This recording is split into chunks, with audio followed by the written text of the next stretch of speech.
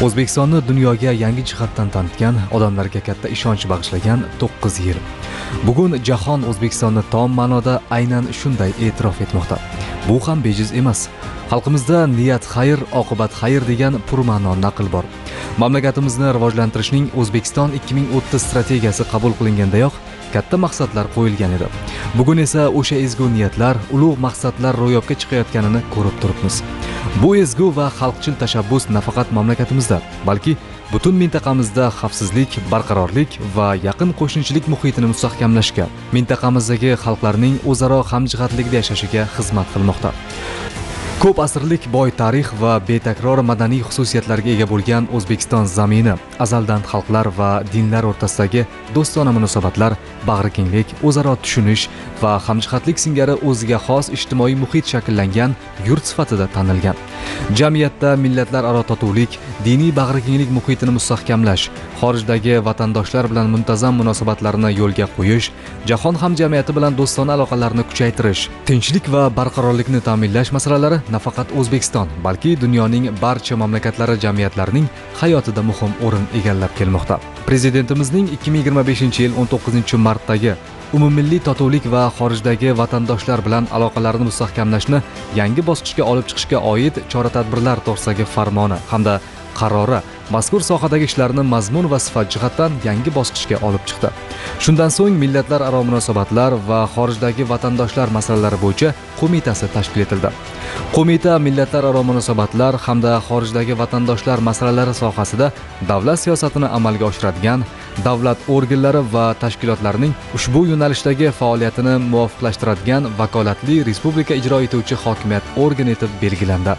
Bugun dunyoning geosiyosiy manzarasi tez fursatda o'zgarib borayotgan globallashuv davrida O'zbekistonning xalqaro maydondagi ochiq, pragmatik hamda tinchlik siyosatining tag zamiri, ya'ni poydevori mamlakat ichkarisida mustahkam qaror topganligi bilan ham izohlashimiz mumkin. Negaki, bugun mamlakatimizda 130 dan ortiq millat elat vakillari, 16 ta diniy konfessiya vakillari tinch hamjihatlikda, inoqlikda istiqomat qilib kelmoqda. Ularning urf-odatlari va qadriyatlarini asrab-avaylash, ularga hurmat ko'rsatish va rivojlantirish uchun sharoit yaratish, shuningdek millatidan qat'iy nazar O'zbekiston Respublikasi fuqarolar tashkil etilishi masalalari bosh qomusimizda qaror topganligi ham bu borada amalga oshirilayotgan ishlar davlat siyosati darajasida ekanligini ko'rsatib beradi. Shuni alohida ta'kidlab o'tishimiz joizki, bugun mamlakatimizda millatlararo totuvlik va hamjihatlik jamiyatimizning turli jabhalarida o'zini mustahkam qaror topganligi bilan ham ahamiyatli sanaladi va birgina til borasida ham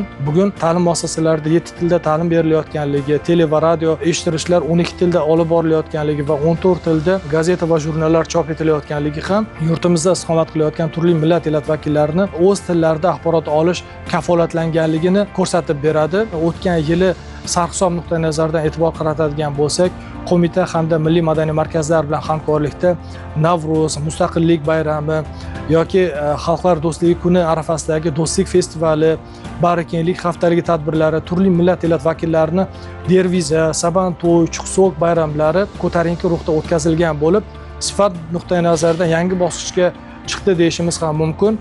Negaki, mazkur tadbirlar o'tkazish jarayonlarida nafaqat yurtimizda istiqomat qilayotgan turli millat elat vakillari, balki xorijiy ekspertlar ham, shuningdek mamlakatimizdagi diplomatik korpus vakillari ham faol jalb etildi, ishtiroki ta'minlandi va birgina 30-yil Xalqlar do'stligi kuni arafasida davlatimiz rahbari tashabbusi bilan bunyod etilgan milliy madaniy markazlar pavilyoni aynan turli millat elat vakillariga foydalanish uchun topshirildi va bu ham mamlakatimizda aynan turli millat elat vakillariga qaratilayotgan e'tiborning bir yorqin namunasi deyishimiz mumkin. O'zbekiston Markaziy Osiyodagi barcha mamlakatlar bilan chegaradosh bo'lgan yagona davlat. Shuning uchun mintaqada uning mavqei o'zgacha. Yurtimizdagi yangilanishlar, islohotlar nafaqat O'zbekistonning o'zi, balki butun Markaziy Osiyo uchun ham katta ta'sir ko'rsatish ahamiyatiga ega. O'tgan vaqt davomida chegaradosh respublikalar bilan o'zaro ishonch, yaxshi qo'shnichilik va sheriklik munosabatlariga alohida e'tibor qaratilmoqda. Bu yondashuv mintaqa birligining asosi bo'lib xizmat qilmoqdaki va bundan hududdagi barcha xalqlar faqat mamnun bo'lyapti. 2018-yilning 1-martida O'zbekiston va Tojikiston fuqarolari hayotida chinakam unutilmas baxtli onlar boshlandi.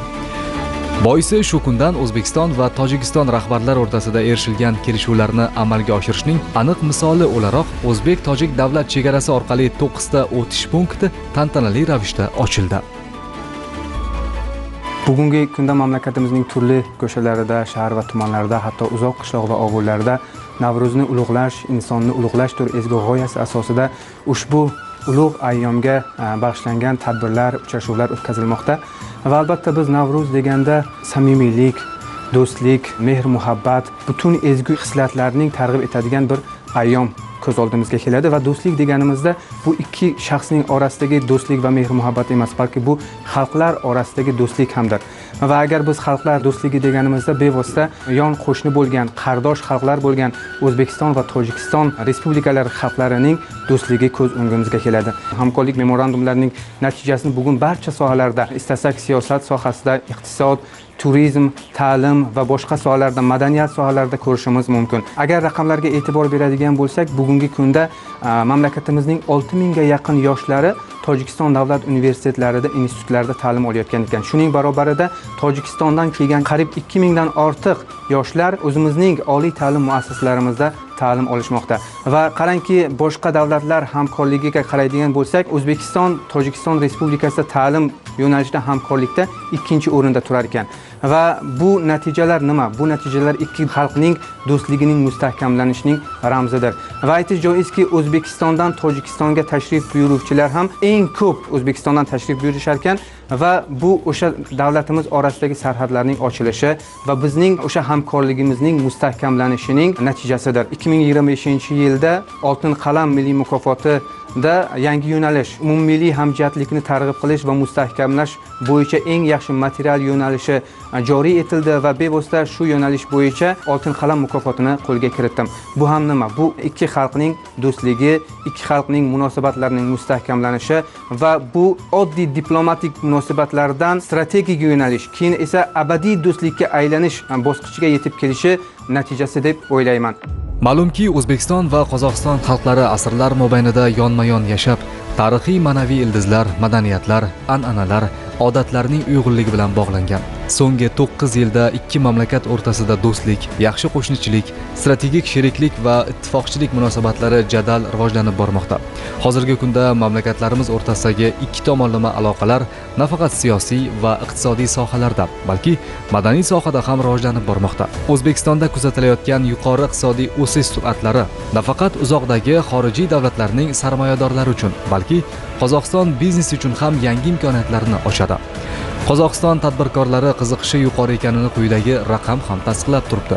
O'tgan yili qozog'istonlik tadbirkorlar O'zbekistondagi loyihalarga 86.2 million dollar miqdorida sarmoya kiritishdi. Quvonarlisi, har ikki davlat organlari o'rtasida to'g'ridan-to'g'ri muloqot yo'lga qo'yilgan bo'lib, ular muntazam ravishda o'zaro savdo munosabatlarini yengillashtirish va biznes yuritish yo'llarini muhokama qilib turishadi.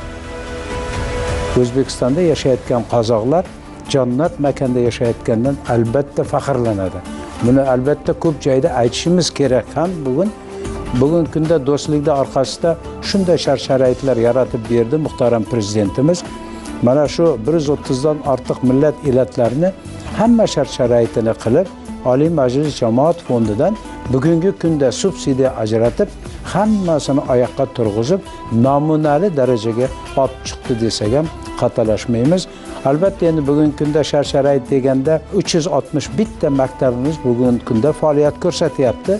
Qozoq tilida darslik olib borilyapti. Bu qozoq bilan o'zbekda et bilan tirnoqda hech qachon ajratib bo'lmaydi demoqchiman. Shuning uchun buni biz o'sib kelayotgan yoshlarda qalbiga singdirishimiz kerak. Dasturga kiritilgan Turkiston-Toshkent poyezd yo'llari yoki bo'lmasam avia qatnovlar bugungi kunda yo'lga qo'yilgandagi, Olmaotaga ham bemalol 1 soatda, 1,5 soatda uchib boryapti. Ostona havo yo'llari yo'lga qo'yilganligi bu do'stlikni bir katta nishoni deb bilsak bo'ladi. Do'stlik bor joyda, tinchlik bor joyda yuksalish, rivojlanish bo'ladi demoqchiman. Mana milliy madaniy markazlarga qaytadigan bo'lsak, mana qarangki, shunday bir o'tovlar qurib berib, mana shu yerda yashayotgan har bir millatga e'tibor berayotganini ko'ryapmiz. Biz eski an'analarimizni, urf-odatlarimizni, madaniyatimizni bugungi kunda O'zbekistonda yashayotgan fuqarolarimizga ko'rsata bilamiz. Albatta ota-bobolarimiz nima bilan shug'ullangan, mana bugungi shuni davomchisi bo'layotgan yoshlarga mana shu bizni solt dasturlarimizni hammasini ko'rsata bilyapmiz. Bunga ham shukrlarni aytamiz. Sababi bugungi kunda 361 ta maktabni bitiruvchilari muhtaram prezidentimiz e'tiboridan keyin oldinlari masalan 15% oliygohga kiradigan bo'lsa, bugun biz 48% ga yetdik. Bu yoshlarga degan e'tibor, millatlarga degan e'tiborda orqasida bugungi kunda yoshlarimiz bilimli, ilmli bo'lish uchun hamma shart-sharoitlar yaratildi. Albatta biz bundan xursandmiz. Tarixdan yaxshi ma'lumki, milliy taraqqiyot yo'liga o'tgan har qanday davlat eng avvalo jug'rofiy qo'shnilar bilan ikki tomonlama manfaatli aloqalarni yo'lga qo'yishi, madaniyat, san'at, ilm-fan va boshqa sohalarda hamkorlik qilishi, iqtisodiy, ekologik muammolar yechimini birgalikda izlashi lozim bo'ladi. Bugungi kunda O'zbekiston bilan Qirg'iziston o'rtasida do'stlik aloqalari barcha sohalarda yanada rivoj topmoqda. Ikki davlat o'rtasidagi chegara o'tish postlari yana faoliyat yurita boshlab, odamlarning bir-biriga bordi-keldisi qayta tiklandi. Bugungi kunda O'zbekiston bilan Qirg'iziston o'rtasida do'stlik aloqalari barcha sohalarda yanada rivoj topmoqda. O'zbekistonda qariyb 300 ming nafar qirg'iz millatiga mansub aholi istiqomat qiladi. Ayni paytda O'zbekistonda o'qitish qirg'iz tilida olib boriladigan 60 ta maktab mavjud. Oxirgi yillarda O'zbekiston va Qirg'iziston o'rtasidagi munosabatlarda mutlaqo yangi sahifa ochildi. Bu avvalambor ikki davlat rahbari, muhtaram prezidentimiz Shavkat Mirziyoyev va Qirg'iz Respublikasi prezidenti Sadir Japarovning yuksak siyosiy irodasi va bir-biriga bo'lgan cheksiz ishonchi mahsulidir.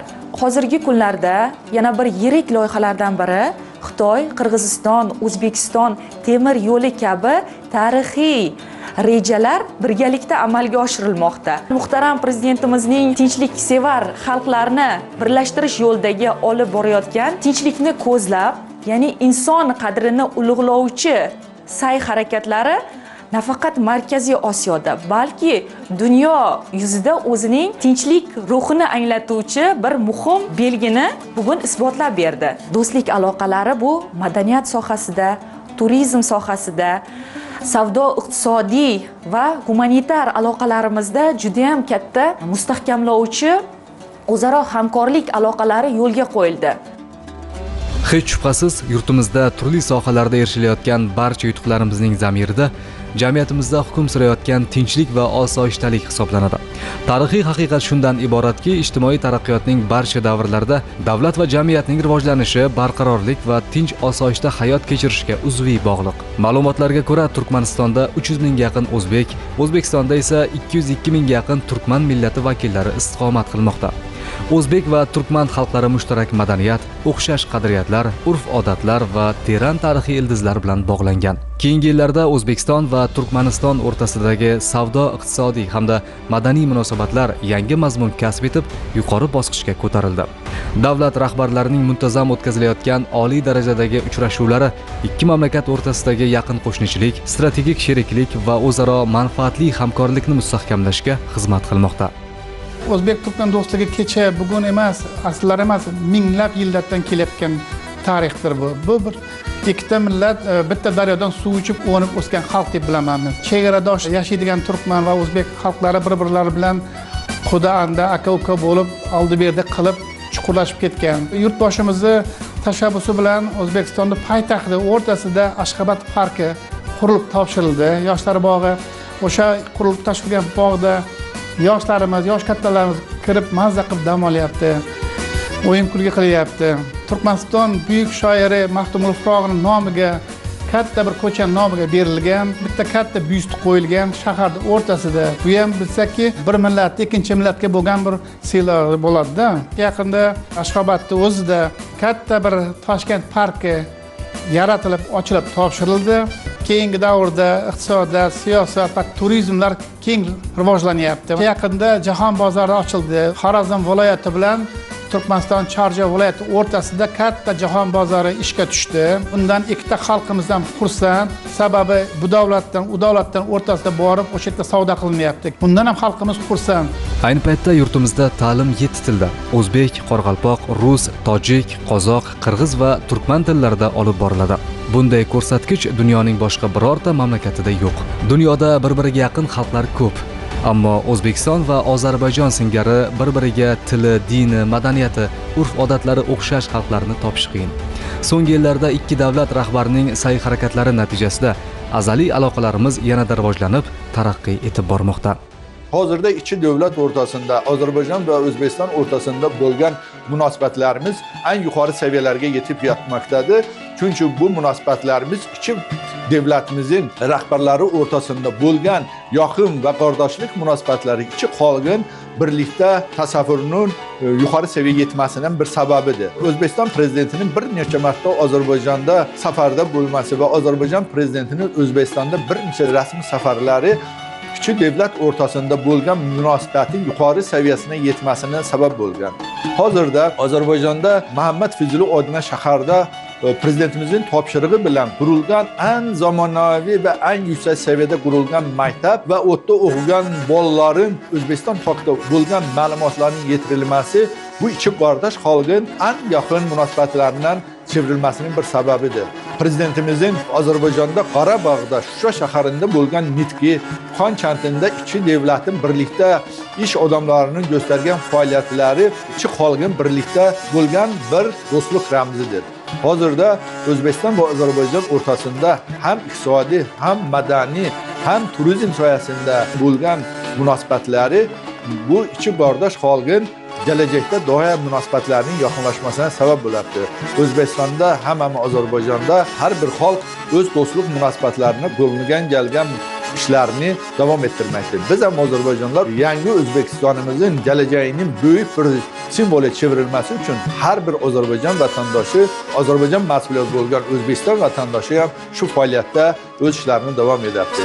Ozarbayjon shoirlarining Muhammad Fizuli, Nizomiy Janjabiy va boshqa yosh yozuvchilarning, shoirlarning kitoblarining O'zbekistonda o'zbek tilidan chop qilinmasi va kitobxonalari, maktablariga, oliy tahsil ojoqlarida foydalanmasi, hamçinin O'zbekiston shoirlarining Ozarbayjonda kitoblarining tarjima qilinmasi bu iki xalqning bir-birine bo'lgan sık bir sirdoshidir.